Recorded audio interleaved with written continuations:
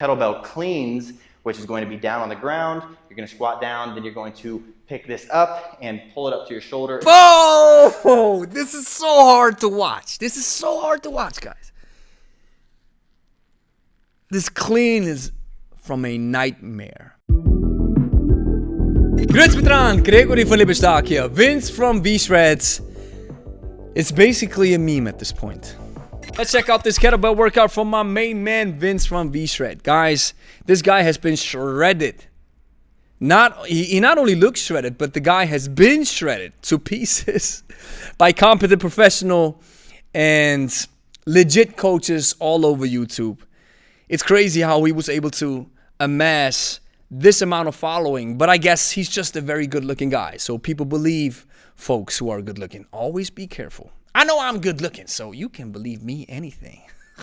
All right, like I said in today's video, I'm going to take you through a 4-minute follow-along kettlebell workout. Going to be great for anybody just looking to get a quick workout in to burn calories. Now the question that presents itself is 4 minutes of kettlebell training enough? Well, for some people, yes. Who are just starting out, sedentary, never lifted weights before, it may be. Even though when we start with clients, then we do a little bit more. But you have to consider the fact that they're working with a coach. Throughout the workout, we make sure that the form is nice. And even just the warm-up and then just working on form can be a workout in and all by itself for people who are just starting out. And the exercise selection that he presents here is not very good, let me tell you. First off, you have to figure out your body type before you do any kind of workout. Because once you figure out your body type, you not only figure out what's going to work for you, but you also figure out why what you've possibly tried in the past hasn't worked for you. Now he's talking about somatotypes.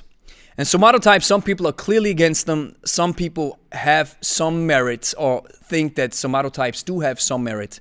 I'm more in that kind of camp. I do think that maybe we can classify or categorize people to some extent.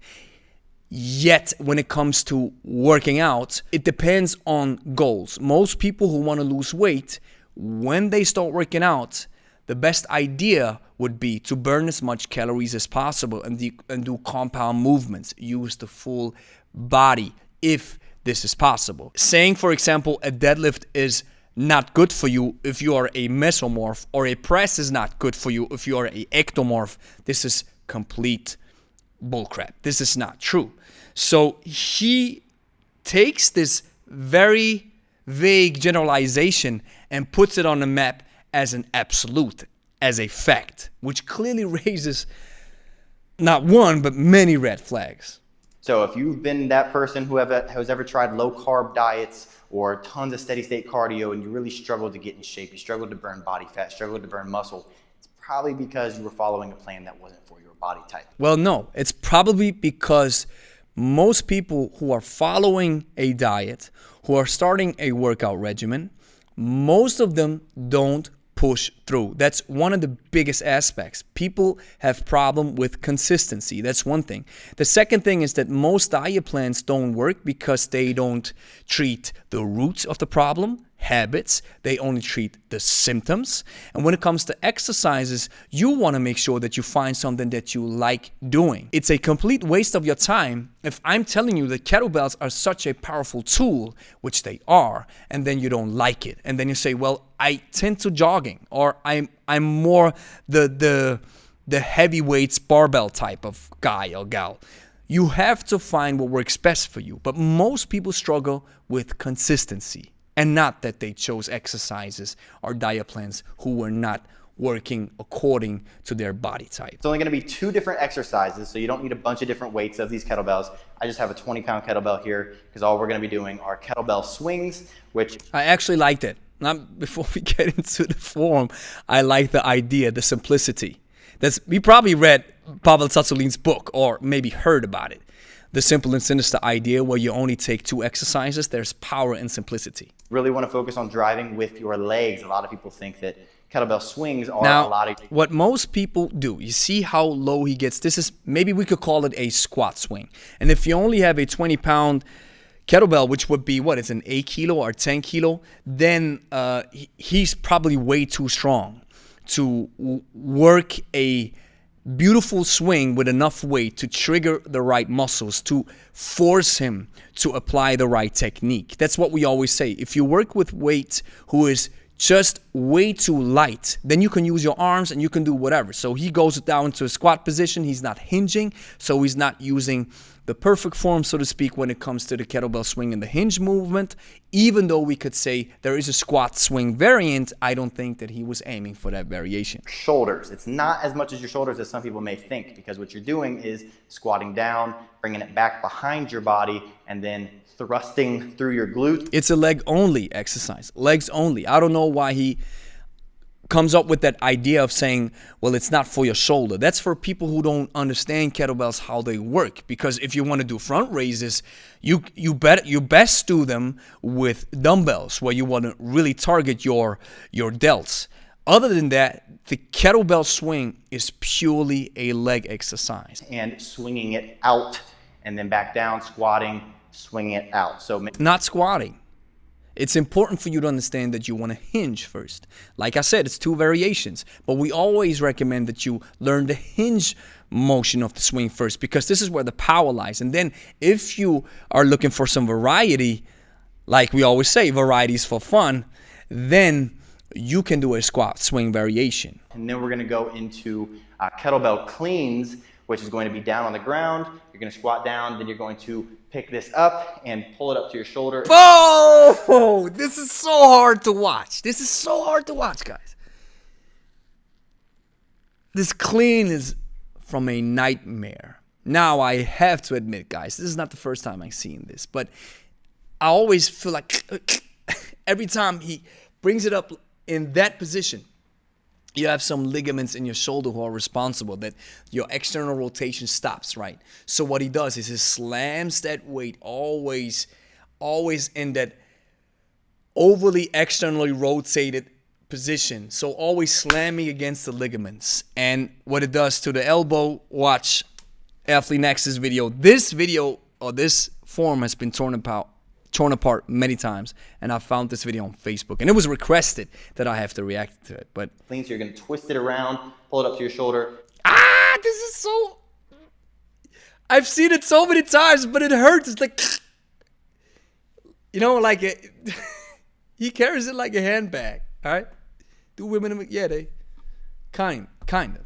And when he drops the weight down, this is more like a power clean, right? When you don't do the backswing motion of it. Then switch arms, twist it around, bring it to your shoulder, twist it around, twist it around, bring it to your shoulder. You never hear a coach say this, or maybe some coaches say it, twist the weight around, but you don't twist it. It's finger grip, hook grip, hand insertion, rack position, using the right terminology, man. Or maybe I'm just a little bit picky. Down. So you're going to switch arms back and forth, kettlebell cleans, 20 seconds on, 10 seconds rest. We're going to repeat that until we've reached 4 minutes. So. And they cut him off. Even in the beginning of the video, they cut him off. He wanted to say something, but the editor probably was like, shut up, man.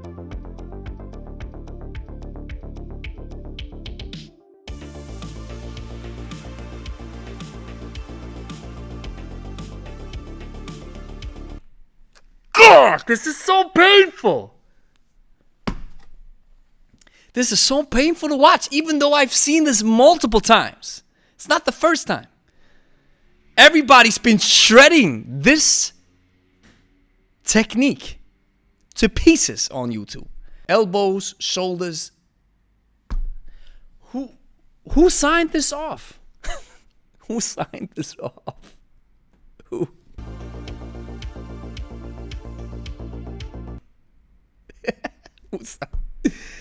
Who told him it's a good idea? This is what shoulder impingement looks like. And throwers have that problem, especially in the cocking phase.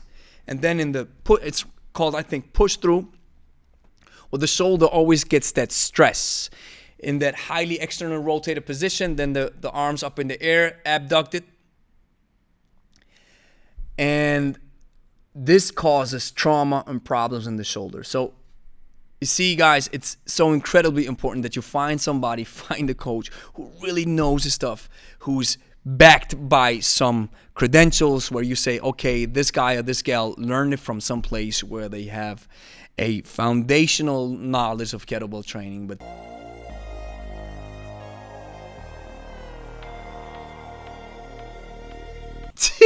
this is so stupid. Vince, I think that's the reason why he never touched another kettlebell again, and why he had to unlist this video. Then he privated the video, but it's still on Facebook, and that's how I found it. So, guys, don't clean weights like this. Don't do this. Don't even follow this guy. Listen, this is not a coach. This is a scheme that these guys are working with. V-Shred is a scheme, and he shared so much misinformation, and he's been debunked so many times. I highly want to recommend you guys to unfollow this dude, because he and his crew, they don't know what they're talking about. Now, I've mentioned that the exercise selection is bad. Now, a kettlebell swing is a great exercise. Kettlebell clean is a great exercise. Yet the combination doesn't make a lot of sense if you only do these two. If you, for example, take a look at the Simple and Sinister program from Pavel Tsatsouline, he has two powerful movements. He combines the swing and a Turkish get-up. Now, in this case, we have the swing, posterior chain. If you use a clean, it's also a posterior chain exercise and maybe a little bit of your back. What I would rather do is a swing and a press, because then you have legs and upper body. And this is what you want to think about, or what you want to look out for when you take a look at a workout program, or if your coach or a trainer designs a program for you. Because program design has to follow specific principles: hinge, push, pull, squats, and maybe carry. And you want to combine these. And maybe you can't combine them all if you do a short workout, but then you want to make sure that you have a lower body and upper body exercise when it's not a lot of time that you're working out, and when you have a low amount of exercise selection, in this case only 2. Check this out in slow-mo. Oh God! This position, it hurts to watch. Guys, I'm in the editing process right now, as you can see. And check this out. Check this out, how they spelled kettlebell. They misspelled kettlebell. Great job. So thank you for watching. If you liked the video, like it, consider subscribing if you want to see more kettlebell content. And if you're looking for a solid kettlebell program, not crap like this, then consider buying a kettlebell course. It's called 90 Days of Kettlebells. You'll find the link in the description. This is where we take beginners from a easy level to an advanced level in the course of 3 months, and combine it with some easy to follow nutrition coaching. No somato types included, no nothing like this. 14-day free trial included. Check it out.